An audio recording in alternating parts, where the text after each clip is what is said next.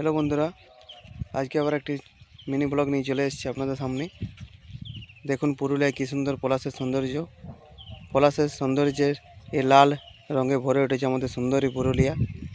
আপনারাও সেই দৃশ্য দেখুন এবং ভিডিওটি ভালো লাগলে অবশ্যই লাইক এবং আমাদের এই পেজটিকে ফলো করুন।